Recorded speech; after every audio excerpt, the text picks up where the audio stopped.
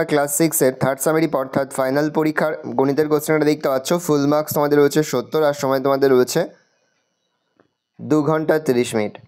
দেখো একের দাগে রয়েছে কোনো 9টি প্রশ্নের উত্তর দাও। প্রশ্নের মান রয়েছে 1 পুরে 1 × 9 = 9। ভালো করে দেখে নাও। 2 এর দাগে যে কোনো 10টি প্রশ্ন উত্তর দাও। প্রশ্নের মান রয়েছে 2 করে 2 × 10 = 20। প্রশ্নগুলো দেখে নাও। 3 এর দাগে যে কোনো 7টি প্রশ্ন উত্তর দাও। প্রশ্নের মান রয়েছে 3 করে 3 × 7 = 21। 4 দাগের যে কোনো 4টি প্রশ্ন দেওয়া। প্রশ্নের মান রয়েছে 5 করে 5 × 4 = 20। এবার আমরা সম্পূর্ণ প্রশ্নপত্রের সমাধানটা দেখে নেব। দেখো 36-এর বর্গমূল 4, 6, 8, 36, 6। পাশের কোন সালটি লিপ ইয়ার? 2024। বৃত্তের ব্যাসের দৈর্ঘ্য বৃত্তের ব্যাসার্ধের দৈর্ঘ্যের দ্বিগুণ 3 গুণ 4 গুণ সমান দ্বিগুণ। পেনের ঢাকনার দৈর্ঘ্য ইস টু পেনের দৈর্ঘ্য 1:1, 1:5, 15:1, 1:5।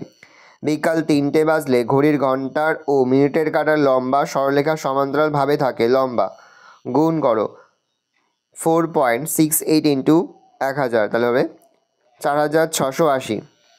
সরল করো 12.18 - 4.07 যোগ 3.2 × 0.02, তাহলে সমস্যা লিখতে পারি 12.18 - 4.07 যোগ 0.064। সমস্যা লিখতে পারি 12.18 থেকে 4.07 বিয়োগ করলে হচ্ছে 8.11 প্লাস 0.0464। সমস্যা লিখতে পারি 8.174। 2.5 কিমি = ড্যাশ মিটার 2500 মিটার। 60-এর 10% = 6। দশমিক ভগ্নাংশে প্রকাশ করো 12%। 0.12। যে কোনো 10টি প্রশ্ন দাও। যোগফল নির্ণয় করো +9 + +2, তাহলে +9 + 2 = 11।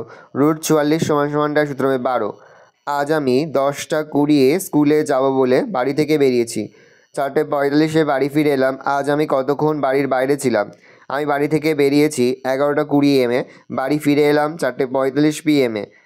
10টা 20 AM থেকে 11টা AM = 40 মিনিট। 11টা AM থেকে 4টে PM = 5 ঘন্টা, তাহলে 4টে PM থেকে 4:45 PM = 45 মিনিট। অতএব বাড়ির বাইরে ছিলাম 40 মিনিট যোগ 5 ঘন্টা যোগ 45 মিনিট = 5 ঘন্টা 85 মিনিট, তাহলে 5 ঘন্টা 60 যোগ 25 = 6 ঘন্টা 25 মিনিট।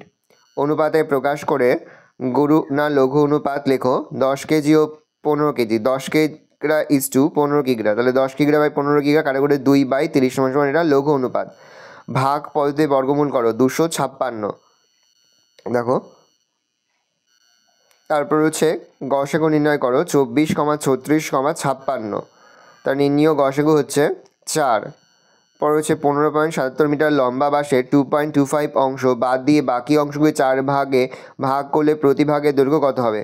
15.77 মিটার লম্বা বাঁশ থেকে 2.25 অংশ বাদ দিলে পড়ে থাকে 15.77 - 2.25 মিটার লম্বা বাঁশ = 13.52 মিটার লম্বা বাঁশ। 13.52 মিটার লম্বা বাঁশকে সমান 4 ভাগে ভাগ করলে প্রতি ভাগের দৈর্ঘ্য 13.52 ভাগ 4 মিটার = 3.38 মিটার।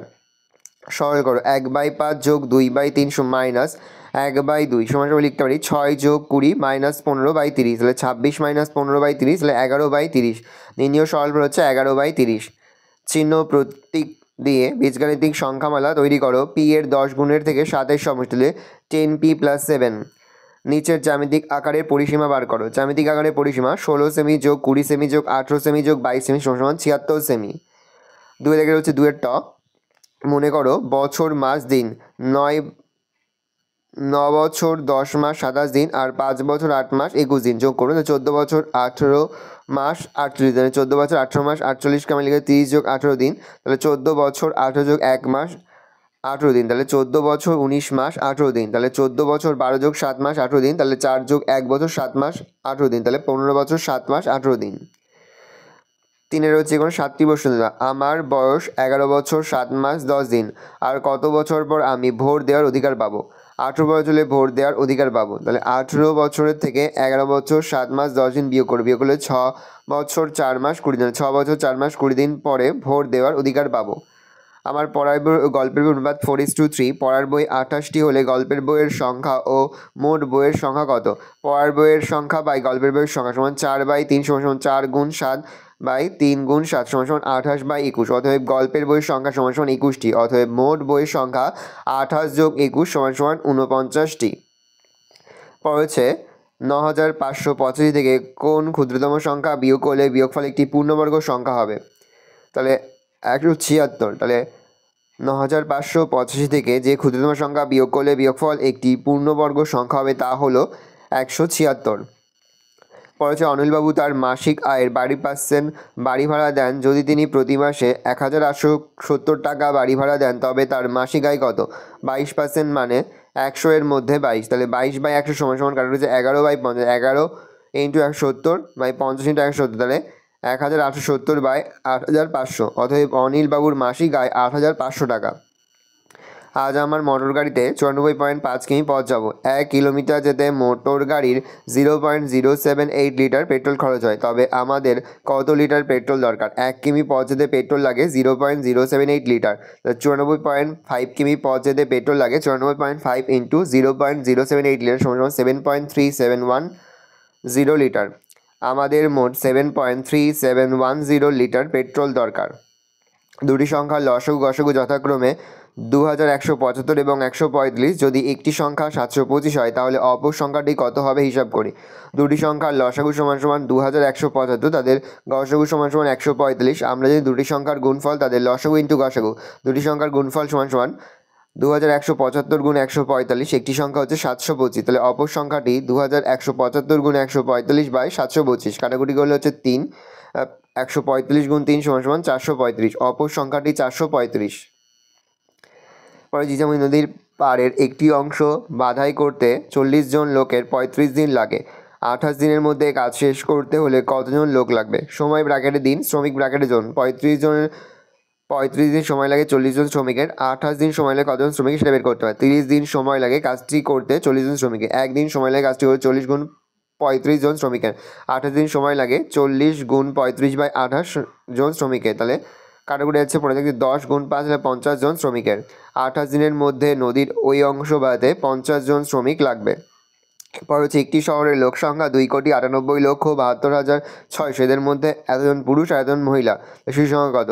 শহরের লোক সংখ্যা যেটা রয়েছে সেটা লিখবো। এদের মধ্যে পুরুষ সংখ্যা আর মহিলার সংখ্যা যেটা রয়েছে সেটা যোগ করব। যোগ করে মোট যে সংখ্যাটা রয়েছে সেটা থেকে যে সংখ্যাটা বেরোচ্ছে পুরুষ আর মহিলা সেটা বিয়োগ করলেই কিন্তু শিশুদের সংখ্যা বেরিয়ে আসবে।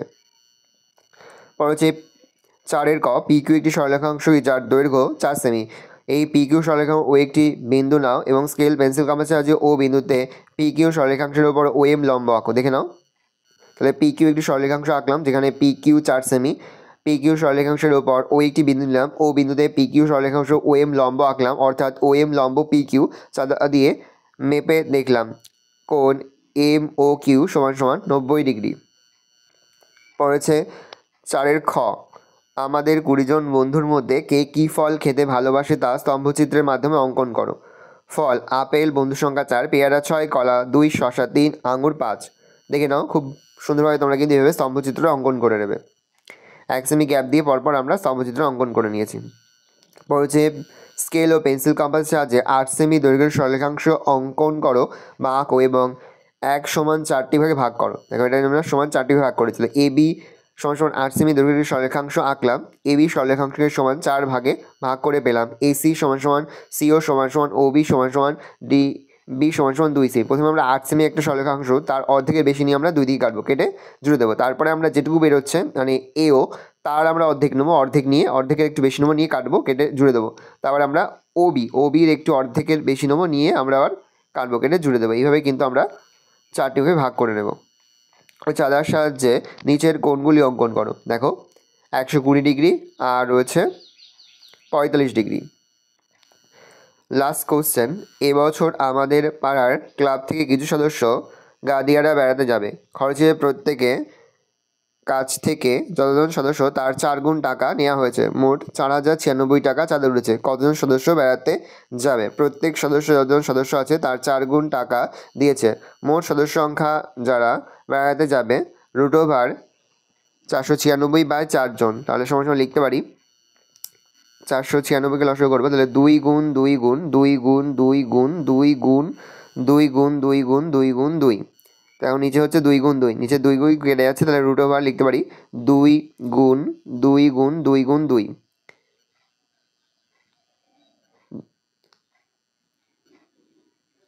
2 10টা 2 পড়ে থাকছে, তাহলে রুট উঠে গেলে আরও 2টো 2 চলে যাচ্ছে, তাহলে হচ্ছে 5টা 2, তাহলে 2 গুণ 2 গুণ 2 গুণ 2 সমান সমান 32 জন। ভালো করে দেখে নাও, এই রয়েছে টোটাল তোমাদের থার্ড সামারি অর্থাৎ ফাইনাল পরীক্ষার ষষ্ঠ শ্রেণীর গণিতের কোশ্চেন পেপার। ভালো কোশ্চেনটা দেখে নাও। আশা করি ভিডিওটা ভালো লেগেছে। ভিডিওটা ভালো লাগলে ভিডিওকে লাইক করতে ভুলবেন না। আমার নতুন হওয়া লাল কালার সাবস্ক্রাইব প্রেস করে পাশে বেল আইকনটা প্রেস করো, যখন নতুন কোনো ভিডিও আপলোড করি সবার ফার্স্ট নোটিফিকেশন তোমরা পেয়ে যাও। আর এই ভিডিওটি তোমার বন্ধু বান্ধবী আত্মীয় স্বজন সবার মধ্যে কিন্তু অনেক অনেক শেয়ার করে এরা বছর ষষ্ঠ শ্রেণীতে পড়ছে। আমরা কিন্তু ইতিমধ্যে ষষ্ঠ শ্রেণীর প্রতি বিষয়ের সিলেবাস, প্রশ্নটা এবং নমুনা প্রশ্নপত্র কিন্তু আপলোড করে দিয়েছি। তোমরা এখনও পর্যন্ত সেই ভিডিওগুলো না দেখে থাকো, ভিডিওগুলো কিন্তু রাত্রে দেখে নাও। তোমাদের সকলকে জানাই আগাম পরীক্ষার অনেক অনেক শুভেচ্ছা এবং অভিনন্দন। আশা করি সকলের পরীক্ষায় খুব ভালো হবে। কোনো প্রশ্নের উত্তর লিখতে বা করতে যদি কোনো রকম অসুবিধা হয় তাহলে কিন্তু নির্দ্বিধায় কমেন্ট সেকশনে কমেন্ট করে জানাতে একদমই ভুলবে না। ভালো করে দেখে নাও কোশ্চেন পেপারটা।